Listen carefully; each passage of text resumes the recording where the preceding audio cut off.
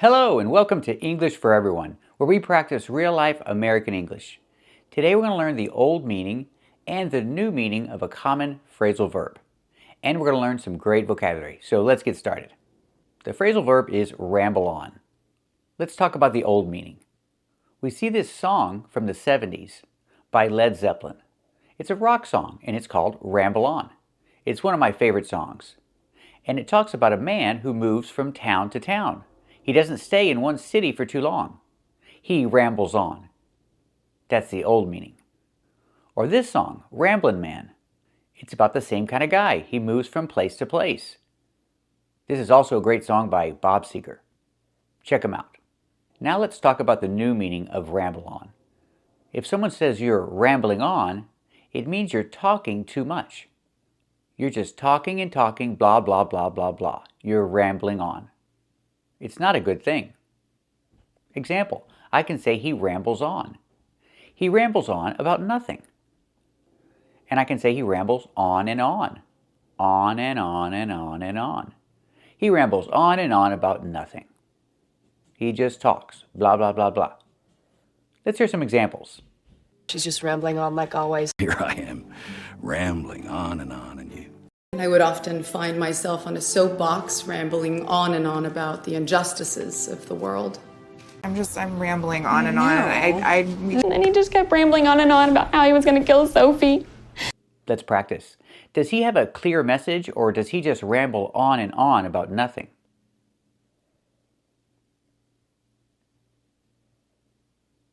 That's right, he doesn't have a clear message. He just rambles on and on about nothing. So to ramble on is not a good thing. If somebody is rambling on, you can say, don't ramble on. What's the opposite? The opposite is be concise. So I can say, don't ramble on, be concise. Concise is an adjective, so we need the verb be. Be concise. It means to be clear and short with your message. Be concise. Don't ramble on. Example, he shouldn't ramble on. It's not a good thing. Example, he shouldn't ramble on. It's not a good thing. He should be concise. He should be more concise. Let's practice. Should he ramble on? That's right, he shouldn't ramble on. Should he be concise? That's right, he should be more concise. Now let's talk about the difference between concise and succinct. They both mean the same thing, but concise is more common. You'll hear it more. The word succinct means the same thing, but it's not as common. Example, I can say, be succinct in your message. The message was very succinct. It was short and to the point, very clear. The message was very succinct. Pronunciation. We look at the word succinct. We see two C's. The first C makes the k sound, like in cake, k, k. And the second C makes the s sound, like in star. The K is a stop K. We don't release it. We don't say k. We say suck, make the K position and stop the air. Succinct, succinct. And we see this with other words like success, succeed, and accept. Remember, with these words, you see the double C, we pronounce the first C as a k, and the second C as s. Again, success, succeed, accept. Now back to succinct. This word actually has two pronunciations.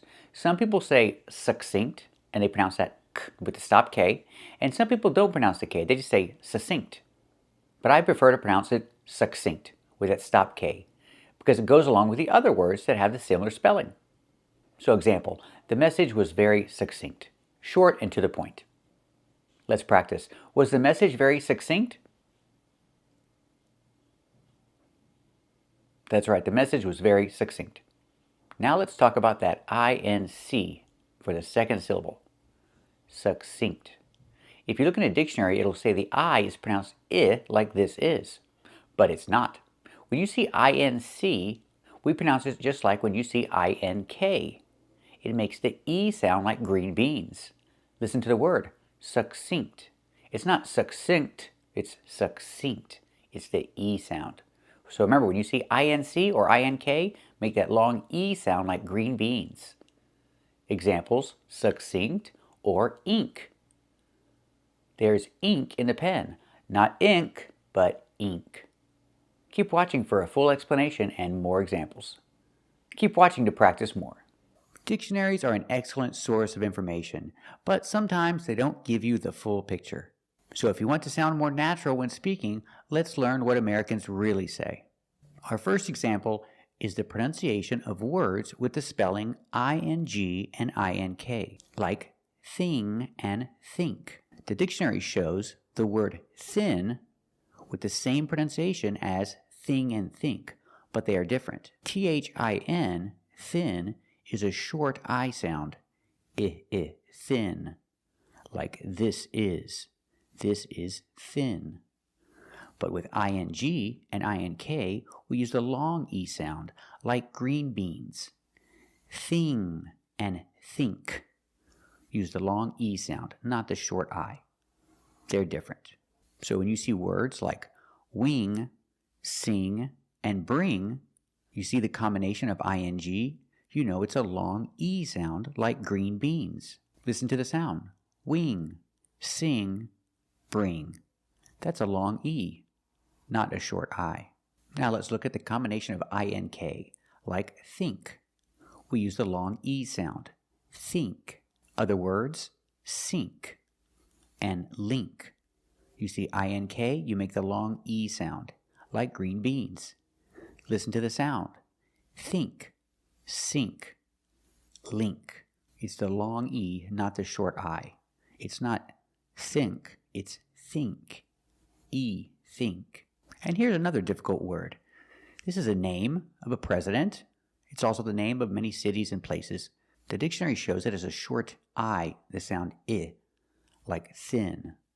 But it's the long E. It's Lee, link, Lincoln, Lincoln. The second L is silent, so it's Lincoln, Lincoln. Remember, the first syllable is a long E like green beans. Lee, Lincoln.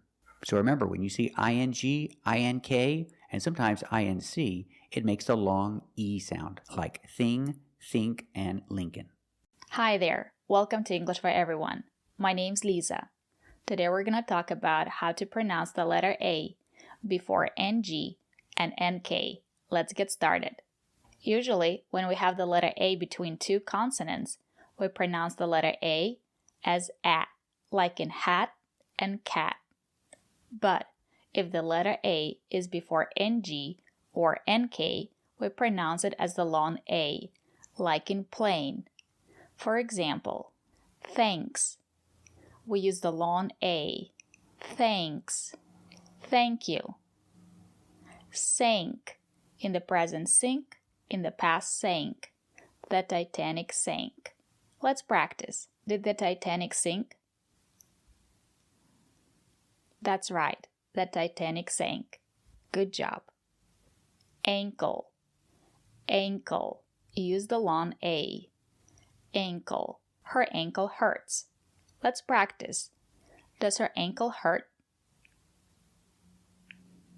That's right. Her ankle hurts.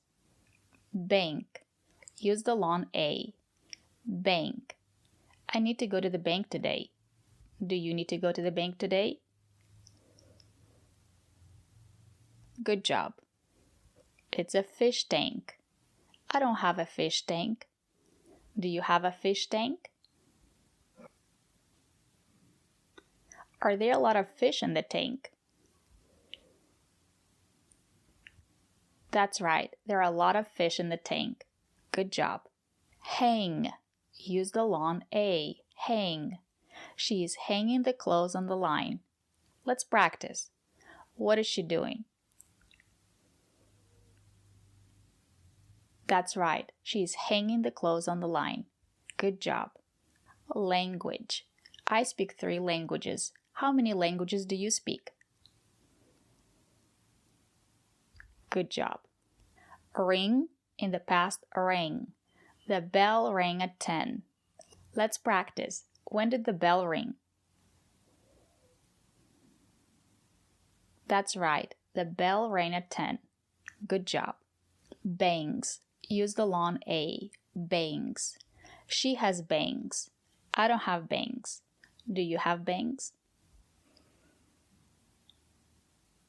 Good job. So remember, the letter A before NK or NG is pronounced as the long A. Hello, welcome to English for Everyone. Today we're looking at the difference between these two words. Let's take a look at how they're used differently. Our first word is strict. Strict is when you have a lot of rules. You can describe a person. Both parents are very strict. They have a lot of rules and the child has to follow all the rules. So both parents are very strict. Pronunciation. The TR makes a ch chicken sound. Ch, str, stir, strict. Make the short I sound like this is. I, strict. Both parents are very strict. Our next word is lenient. Lenient is the opposite of strict. Pronunciation, lenient. The first vowel is a long E, like green beans. Lenient. We have the Y sound like yellow and yesterday. Yent. We have the short S sound like eggs and bed. Yent. Lenient. Together, lenient. Put the stress on the first syllable. Lenient. So to describe a parent who doesn't have a lot of rules, the child is free to do whatever they want. The mother is very lenient. She lets the child do whatever they want.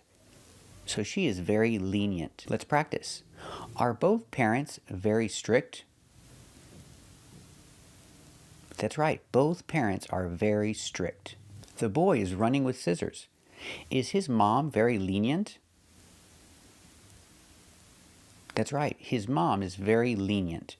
She doesn't have a lot of rules. Let's practice. My father was very strict, but my mother was more lenient. What about you? Were your parents strict or lenient? Very good. Hello. Welcome to English for Everyone. Today we're going to practice with the correct pronunciation of this word. Let's get started. The pronunciation of this word is very confusing because if you look at the dictionary, you'll find two pronunciations. You'll see environment and environment, and we don't say either one. The N is silent. So for this word, we cannot trust the dictionaries. We say environment. Environment. The stress is on the second and fourth syllable. Environment. They lived on every landmass and in every imaginable environment. The first syllable is not stressed, so you hear n. The second syllable is stressed. Envire. We make the sound envire. It sounds like fire and tire. Envire. And the last one is ment. So the N is silent. You don't pronounce the N. Environment. Are open to the outside environment. Animal behavior can change in environments where humans are present. And how do we use this word? It's countable in some cases. Example, an environment.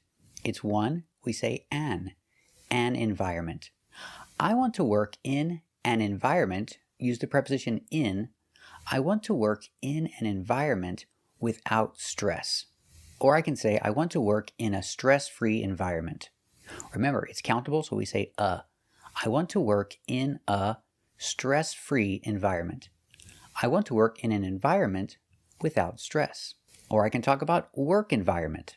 I don't want to work in a hostile work environment.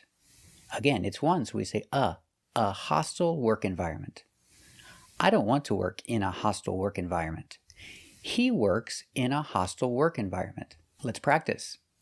Does he work in a hostile work environment?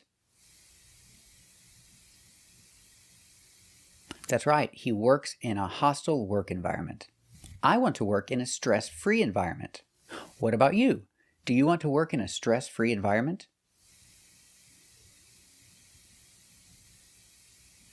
That's right, I want to work in a stress-free environment. Everybody wants to work in a stress-free environment. Or if I talk about the planet, then I say the environment. We use specific, the environment. Example, we need to protect the environment for the next generation. What do you think? Do we need to protect the environment for the next generation? That's right, we need to protect the environment for the next generation. So remember, pronunciation, environment. The N is silent. And we can use it with a or an environment, or we can use the environment when talking about the planet. Thanks for watching, and if you like this video, subscribe to our channel. Or if you want to become a member, click the join button. And we'll see you next time.